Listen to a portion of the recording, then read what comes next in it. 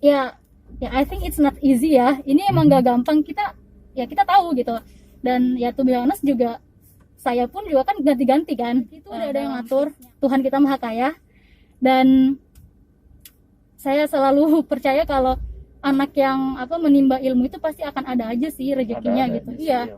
Jadi jangan takut gitu, karena Tuhan kita kaya gitu. Bismillahirrahmanirrahim. Assalamualaikum warahmatullahi wabarakatuh dan selamat pagi.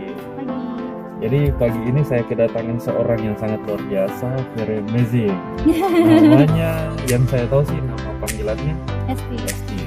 Jadi seperti podcast sebelumnya, yaitu bicara tentang obrolan edukasi.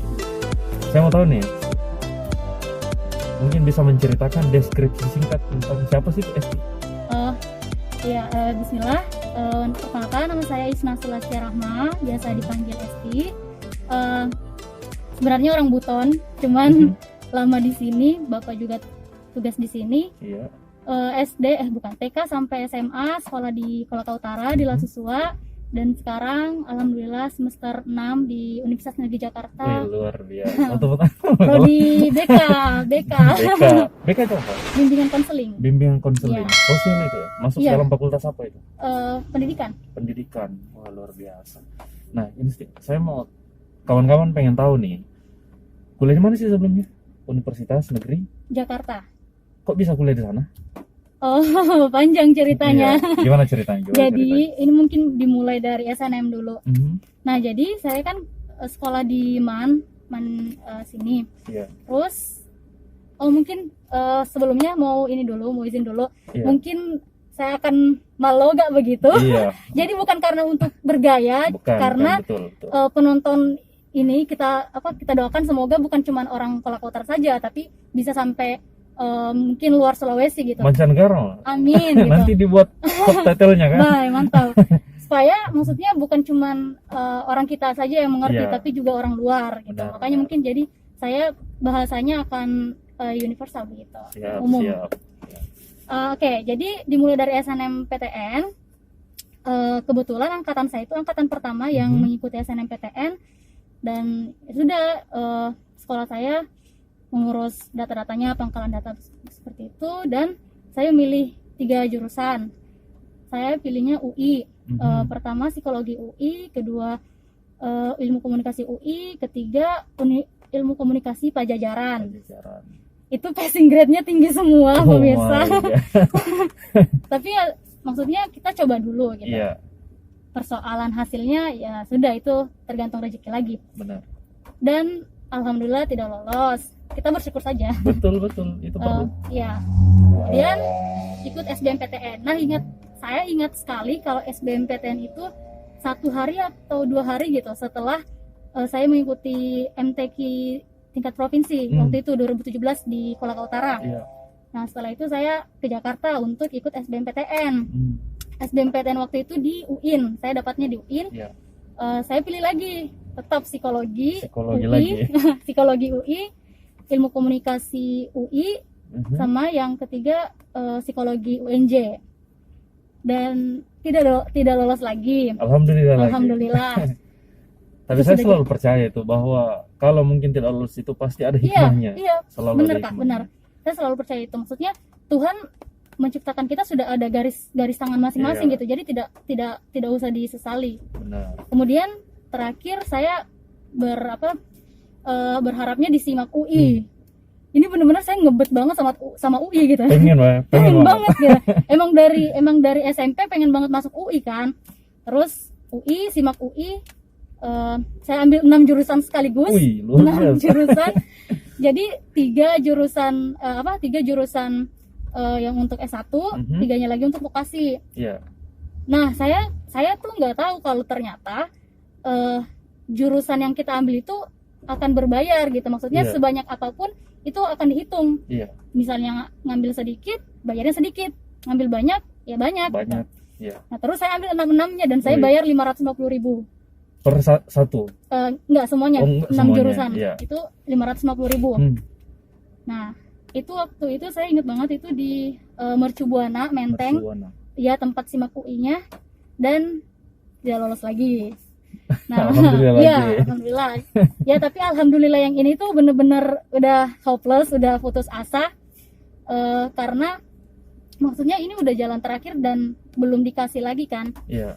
Akhirnya coba cari-cari browsing, ternyata ada Penmaba yang belum mulai waktu itu. Penmaba itu jalur mandirinya UNJ. Iya. Nah akhirnya ikut, terus waktu itu masih pilihan pertama psikologi, dan yang kedua BK UNJ. Karena Penmaba di UNJ itu cuma 2 pilihannya. Sudah, dan ternyata lolosnya di BK UNJ. Sempat ya apa ya, pikiran waktu itu ya sempat menyesal gitu. Bukan sempat menyesal, sempat tidak puas. Ya wajar lah kayak, maksudnya Wajar. dari SNM udah ngincar psikologi, mentok-mentoknya juga tetap BK gitu, bukan apa yang kita inginkan. Iya. Tapi baru setelah saat ini saya mikirnya ya semua udah ada jalannya masing-masing. Berarti banyak hal yang bisa dipetik bahwa tidak ada usaha yang mengkhianati hasil. Iya Kak. Selalu ada tempat terbaik lah pastinya. Yang sekarang itu pasti itu sudah dipilih jalan Tuhan itu bahwa kamu harus seperti ini gitu. Iya. Dan yang maksudnya apa ya, mengharukan karena Bapak yang nganter saya waktu SBMPTN gitu.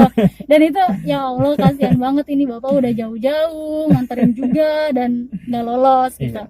Kalau aku sih melihat, kalau saya tidak lolos itu berarti kemampuan saya yang kurang. Iya. Kalau saya selalu melihatnya begitu, saya perlu banyak belajar lagi. Nah, gini, sekarang kita bicara tentang UNJ nih. Oh iya. Untuk masuk ke UNJ itu gimana? Untuk masuk UNJ ya, selain jalur yang tadi ditempuh oleh SK itu mungkin ada jalur-jalur lain gitu? Iya, ada jalur prestasi. Iya, jalur prestasi. Nah, jalur prestasi saya juga ikut, cuman nggak lolos juga. Saya udah masukin piagam gitu, tapi ternyata setelah saya mendengar-dengar, setelah masuk itu ternyata jalur prestasi itu juga menentukan sekolahnya juga. Ya saya nggak berkecil hati, ya saya dari daerah kecil memang yang mungkin menentukan ya bagi UNJ juga untuk melihat ya, sekalipun mungkin kamu juara 1 gitu, tapi mungkin sekolah saya masih kurang bisa bersaing dengan sekolah-sekolah yang ada di Jakarta, ya kita nggak bisa pungkiri itu kan. Nah ya akhirnya nggak bisa ikut ini yang jalur prestasinya. Setelah itu ada juga jalur olahraga, maksudnya kayak yang berprestasi di olahraga itu bisa nanti masuknya di Fakultas Ilmu Olahragaan gitu. Karena kan UNJ ini sebenarnya IKIP. Dia keguruan. Iya, jadi makanya fakultas di UNJ itu cuman 7 apa 8 gitu. Nggak ada tuh yang namanya hukum, kedokteran tuh nggak ada. Proper ke keguruan ya. Terus ini nih, kadang orang bingung nih, untuk menentukan aku mau masuk jurusan ini nih. Adik-adik kan banyak nih yang bingung, aku mau masuk jurusan apa nanti kalau kuliah ya. Oh iya. Mungkin ada tips-tips yang bisa dibagi nih kepada kawan-kawan untuk memilih jurusan itu bagaimana sih? Oke. Sebenarnya kalau tips memilih jurusan, saya juga jujur sempat berganti-ganti. Iya. Ya, SD itu kelas 6 saya pengen jadi astronot. Astronot itu karena waktu itu ada pelajaran tata surya dan itu saya suka gitu, sama antariksa kayak gitu. Langit, bintang-bintang, saya suka. pengen jadi astronot. Tapi ganti lagi di kelas 1 SMP. Kelas 1 SMP, Bapak waktu itu nanya, "Ti, kamu sebenarnya pengen jadi apa?" gitu kan. Sejarawan. Karena saya suka sejarah. Kayak ngafalin tahun-tahun gitu, kayak asik gitu, menyenangkan. Pengen jadi sejarawan plus pengen jadi jurnalis. Nah, jurnalis. Terus naik ke kelas 2 SMP, saya tinggal pengen jadi jurnalis tuh. Tapi Bapak menentang. Karena jurnalis itu cukup beresiko. Untuk apalagi untuk perempuan. Mau kamu sakit, mau sudah nggak bisa gitu. Kalau misalnya harus liputan, ya harus liputan dimanapun tempatnya gitu, sekalipun yang lagi bahaya banget gitu kan. Nah, Bapak tuh nggak mau kalau kayak gitu. Akhirnya mulai tertarik di psikologi, itu kelas 3 SMP sampai akhir, sampai sekarang. Nah, kalau untuk memilih jurusan sendiri, sebenarnya kalau saya sendiri tuh percaya 3 hal. Yang pertama harus tahu kamu sukanya apa. Ini mungkin bakal dinonton sama adik-adik ya. Iya, benar. Harus tahu sukanya apa. Ya I think it's not easy ya. Ini emang gak gampang, kita tahu gitu. Dan ya to be honest juga saya pun juga kan ganti-ganti kan dalam case-nya. Tapi pasti ada hal yang kita sukai gitu. Coba dalami apakah memang benar-benar suka atau hanya sekedar hobi gitu. Setelah itu yang kedua harus tahu kapabilitas kita gitu, kemampuan kita. Kita mungkin suka di hal yang ini, cuman kita mampu nggak gitu. Misal bukan menjudge ya, cuman misalnya kamu suka suka mungkin biologi gitu, dan kamu pengen jadi dokter, tapi kamu kurang mampu tuh di matematika. Sedangkan matematika salah satu hal yang penting untuk ada gitu kalau misalnya pengen jadi dokter gitu. Bukannya menjudge, cuman mungkin bisa dipertimbangkan kembali gitu. Benar. Dan kapabilitas ini, kemampuan ini bukan hanya akademik gitu, tapi skill, terus misalnya budget, biaya gitu. Karena ada jurusan yang memang butuh biaya besar gitu. Sekalipun saya percaya bahwa rezeki itu udah ada yang ngatur, Tuhan kita maha kaya. Dan saya selalu percaya kalau anak yang menimba ilmu itu pasti akan ada aja sih rezekinya gitu. Iya. Jadi jangan takut gitu, karena Tuhan kita kaya gitu. Minta aja sama Dia. Cuman Tuhan juga maha baik. Iya, cuman ya kita juga harus kembali ke realitas ya. Maksudnya harus lihat kenyataannya seperti apa gitu. Jadi itu bukan untuk menjatuhkan semangat, cuman bisa dipilah-pilah dan bisa dijadikan pertimbangan semuanya. Terus yang ketiga adalah prospek kerja. Karena kita kuliah buat apa? Buat dapat skillnya buat apa? Buat kerja gitu. Karena ujung-ujungnya ke kerja. Nah, yang saya ketahui sekarang itu lagi berkembang revolusi industri 4.0. Nah, di revolusi 4.0 itu nantinya akan ada pekerjaan-pekerjaan yang akan digantikan oleh mesin. Nah, ini jadi pertimbangan juga untuk adik-adik melihat masa depan gitu. Kalau misalnya kita ngambil jurusan yang nantinya juga akan digantikan oleh mesin, ya untuk apa gitu? Bukan untuk bukan untuk menjudge suatu jurusan itu tidak baik. Cuman kita kan akan melihat masa depan gitu.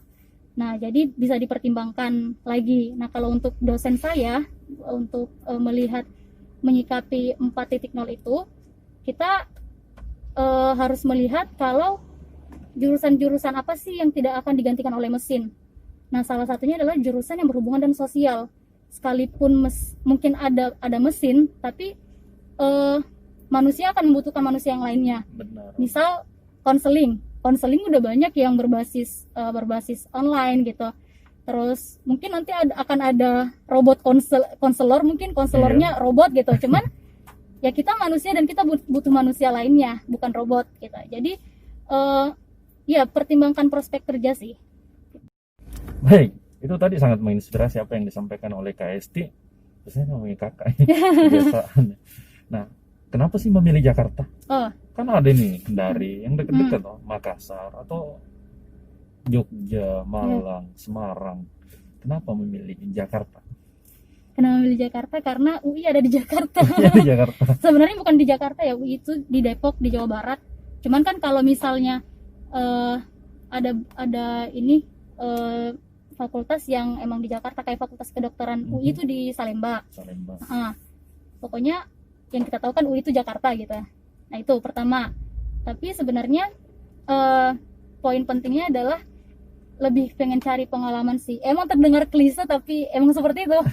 Ya, pengen cari pengalaman karena Jakarta kan pusatnya Indonesia gitu. Semua orang ada di sana. Mau suku apapun, budaya apa, semua ada di sana gitu.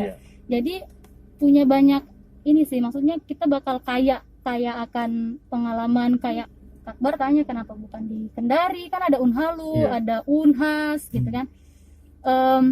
Sebenarnya dari SMP itu memang pengen keluar Sulawesi. Bukan karena universitas di Sulawesi jelek ya. Contohnya aja Unhas itu urutan ke-8 terbaik, kampus terbaik di Indonesia. Berarti kan emang kualitasnya bagus. Nah, cuman kalau untuk saya sendiri di luar pengen cari kualitas pendidikan, lebih ke ini sih Kak, pengen tahu interaksi sosial di Jawa itu seperti apa gitu. lebih pengen tahu itunya aja sih sebenarnya. Dan harapannya semoga yang dengar channel ini bisa memotivasi Amin, mereka. amin.